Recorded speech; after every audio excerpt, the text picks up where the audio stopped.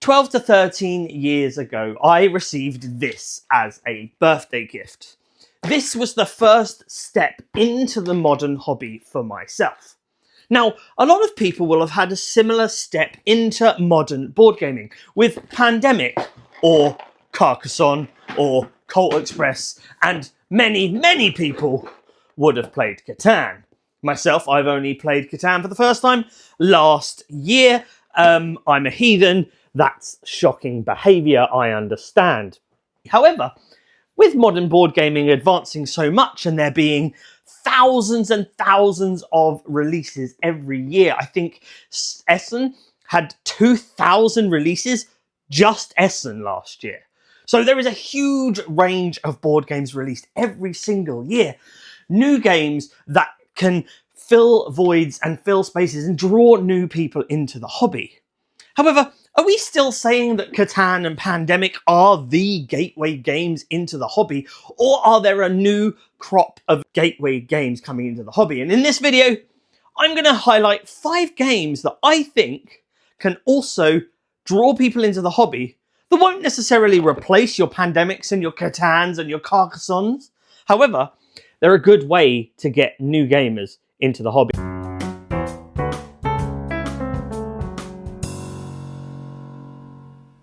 I've chosen 5 board games that I think will draw people into the hobby. You may agree or disagree with me, and that is why we have a lovely comment section below. So make sure you are subscribing, you are liking this video, and you are leaving a lovely comment down below. See what I did there? All those YouTube things that need to be done.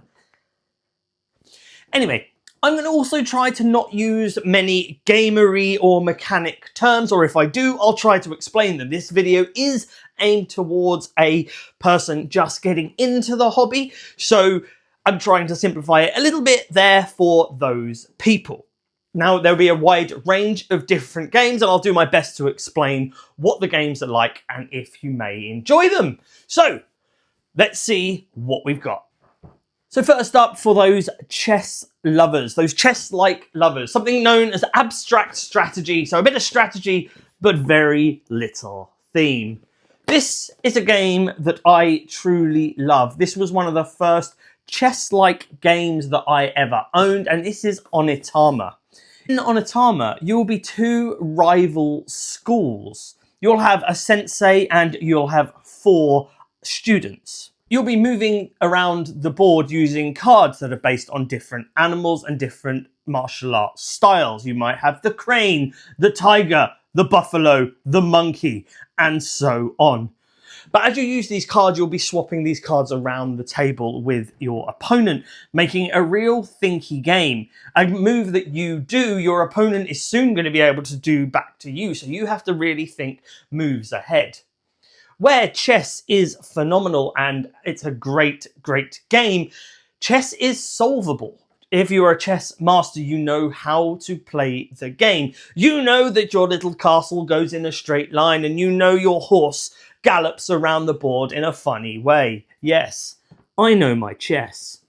With Onitama, everything's different. There's plenty of cards, so every game can feel different as well as you're passing these cards around. Onitama is a wonderful game that I highly recommend that you try if you're into those style of games. Next up, in my opinion, is the Uno killer. That's it. That's it. I said thing. Uno, no more. No more Uno. Let's stop with the Uno. Uno, again, a fantastic game, a really fun family weight game, but have you played Flip 7? This is the enormous, giant, great box of Flip 7 that it originally came in. It now comes in a regular size for regular people, which is great. In Flip 7, this is a pure game of pushing your luck. You're essentially going to be flipping cards over and going, do I want to stick or do I want to twist? Because I don't want to go bust. But you're trying to play cards and you'll add up your scores. It's going to be the first person to 200 points. You can choose to stick, but if you ever flip a number that matches a number that you've already flipped, then you will go bust and lose all of your points. There are also some cheeky cards that freeze people out of the round, make people draw extra cards, and so on. This is a fantastic game that is really accessible for everybody, whether you're a younger gamer, an older gamer, a middle-sized gamer. It's the real Goldilocks and the Three Bears of board games. Porridge.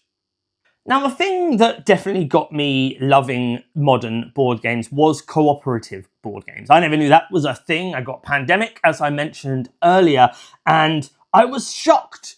This game, we're working together. We're not against each other. This is strange, and we're working against the game. The game is trying to beat us. This was a thing I knew about in video games. I'd play a game, and the game would always beat me because I'm terrible at video games. But I didn't realise that that was a thing in a board game. Now, Pandemic opened my eyes up to this brand new world of excitement. Do I do this? We were working together. Now, Pandemic does, of course, have its flaws with more higher player counts, but that is something that we don't have to worry about because that is not for this video. Now, cooperative games are fantastic, and as I mentioned, the slight problem there is sometimes you'll get someone who knows the game better kind of quarterbacking, kind of telling you, well, if you go there, you go there, you go there, I'll go here, I'll do that, and then we'll win. Maybe. You won't win. Now, let's get rid of that altogether and communication altogether, because who wants to talk to their friends at the table? Yuck. This is Take Time. Take Time is all about playing cards around the clock face, and you have to play them in essentially ascending order. You'll have 12 cards between you, whether you're playing 1 player, 2 player, 3 player, 4 player, however many players, there's always 12 cards. You'll be playing those 12 cards around the 6 areas on the clock face.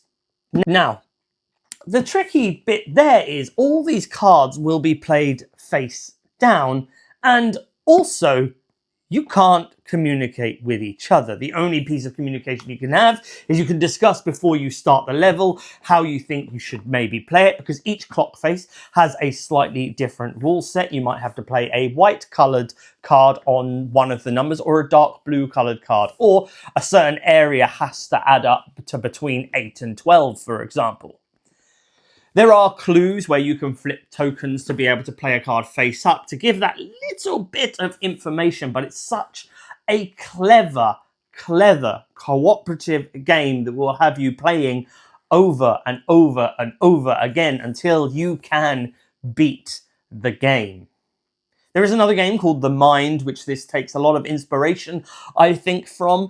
Again, it's a limited communication, you can't talk to each other game, where you have to play cards in number order, but you just have to use your massive brain powers. This has a bit more communication and a bit more skill involved because you can kind of work out what people are playing, but you will go wrong. Take Time is just wonderful. This is a perfect puzzle of a game, and one I would highly recommend you try out if you are wanting to work together around the table. And also, if you've got those noisy family members that keep talking and talking and talking, this will keep them stum for a minute. Just be like, let's just play another level. Let's play another level. Why haven't you played your card yet? Well, I don't know. Oh, it's peaceful. It's nice and quiet, right? Everyone loves a puzzle. Now, if you can get a puzzle and a board game together, that's even better.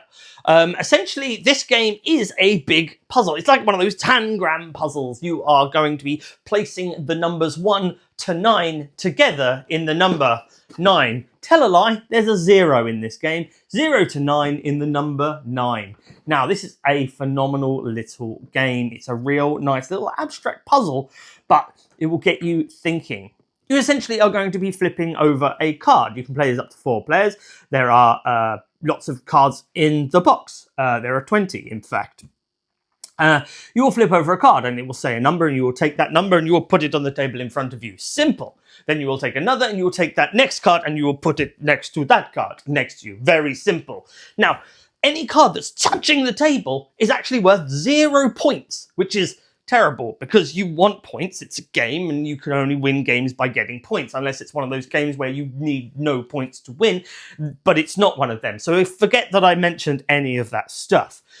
In this game, you are going to be playing the tiles, as I mentioned, on the table flat. Any touching the table will score you no points. However, the more you build upwards, you will score points. If it's on the first layer on top of the table, you'll get the number value of the tile that you've put. If you put the number 9 higher by 1, you'll get 9 points.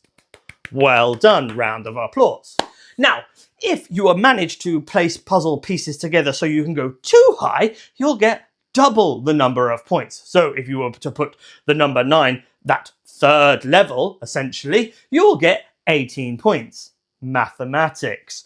And as you continue building up. Now, again, that seems pretty simple. Plonk, plonk, plonk. No, it's not.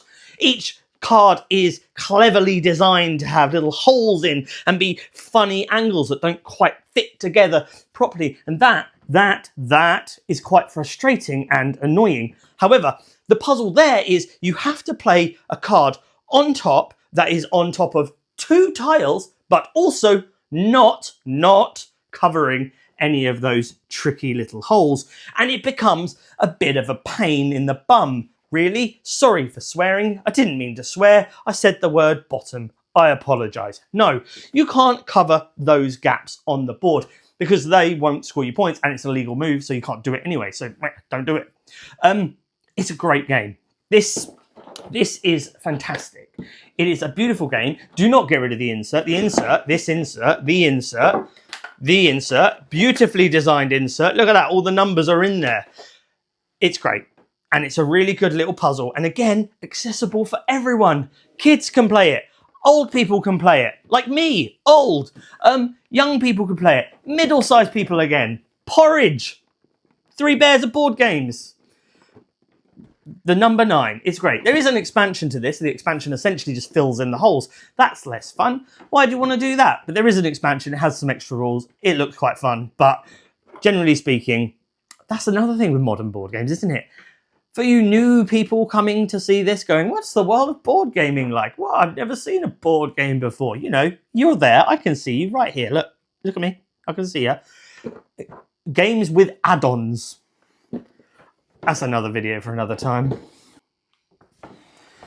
And finally, number 5, the beefiest of the games that is also not beefy. Beefy is not a board gamer term. I've just decided to call it a beefy boy because if you've ever seen my content before, anything slightly heavier than normal is a beefy boy. This is not a beefy boy, but if you've never played a beefy board game before, or a board game before, then this is a beefy boy. I'm talking about beefy boys too much. I'm going to move on from that. This next game is a wonderful game to step into modern board games, modern Euro, which is a style of board game, to play. This is, in my opinion, one of the best entries into modern board games. The Footsteps of Darwin. Not only is it beautiful, it's stunning artwork, its design is wonderful. You can learn something because there's an appendix of all the animals that you find around the Galapagos and other places that Darwin went on the Beagle, not on a dog, on a boat called the Beagle, and he goes around. Now, the aim of this game is there's some kind of, it's almost a, I almost used rondelle there. Terrible idea. Don't say that. There's a big square in the middle of the board of tiles. They are pieces of cardboard in a square. Didn't need to explain what a tile was. Now, what you're going to have is the Beagle at the start point, and you're going to choose an animal in that specific row. You're going to take that card, and you're going to place it on your little journal player board that you have in front of you. And then, depending if you pick the tile closest to the Beagle, 1 step away from the Beagle, 2 steps away from the Beagle, it's dependent on how far the Beagle is going to move. If you take this one, the Beagle moves 1, the one in the middle, 2, 1 on the top, 3, and then it'll go around, and then you'll be... The next player will be taken from the column or the row to wherever the Beagle is. Once you've played that tile down into your journal, you will then be able to take the ability of that tile if it has one. This could just be points. Hooray. Points are good, like I said before. Winning. You could have a compass. You'll take a compass token. You could have a scroll. At the end of the game, your compass tokens and your scroll tokens, times them together. They're your points. Points. Hooray. You could also have a little person, don't know why I said it like that, a little person icon, and that gives you a little person. That little person will then basically mean if you want to, so say there was a penguin on this level, but you were on this level, you could play your person and your boat could go pop, and then you could take your penguin and then move your boat. So that gives you a little bit of movement. There are a couple of extra little rules. If you get a row of animals, you get to take a book, and that's 5 points at the end of the game. Points. Or if you put a tile on top of another tile, because some tiles will be kind of worthless and you want to cover them up anyway, you'll get another scoring objective, and the objectives might be you need more animals from the Americas, or you need more lizards, or bugs, or birds, that kind of thing. It's really simple. I don't know if that sounded simple, but it is really simple. It's a very straightforward game. You're essentially going to go around 12 rounds. Everyone's going to have 12 tiles on their player board. The lovely little book thing in front of them. It looks beautiful. And then you've got to score all your points, and a winner's going to win and a loser's going to lose. And let's just hope it's not you, really. Yeah. It's great. And again, like all of these games, accessible. I play this with my youngest child and my oldest child and my oldest wife. Well, I only have one of them, so she can be old, I don't mind, or young, depends on how she feels, I guess. Anyway, I digress. So essentially what you'll do is, it's really accessible, it's great for the family, everyone can play it. The kids can play it without really thinking. I like penguins, I want a penguin. I like toucans, I want a toucan. Adults can play it going, oh, if I do this, I'm going to move the boat there, although I want that on my next turn, but shall I take this? Blah, blah, blah, blah, blah. Lots of exciting things to think about. Footsteps of Darwin should be on your agenda. And that's it. This is my idea of newer gateway games for people coming into the hobby, moving away from your Carcassones and your Catans and your Pandemics and your Splendors and your Ticket to Rides and your all of those type of games, your Jamaicas, your Colt Expresses, and so on and so forth. They are still great ways to get into the hobby, but this is another accessible way to get into the hobby, and 5 games that I obviously recommend, because otherwise I wouldn't have made this video recommending 5 games, would I? That would have been silly. And not even I'm that silly. Maybe I am. Let me know in the comments below what games you would recommend most, or have you ever got a friend or a family member or a loved one or a goat, probably not a goat. Have you ever got someone into the hobby using a different means? I know people who have got into the hobby playing Betrayal on House on Hill. Now, if I do that, I probably wouldn't even play that now. It's just an opinion. It's a bad one. I don't know. You tell me. Anyway, thank you so much for watching. Please like, share, subscribe. Do all those lovely YouTube things. It really helps me out. Give us a subscribe, please. That'd be nice. And I'll see you on the next one.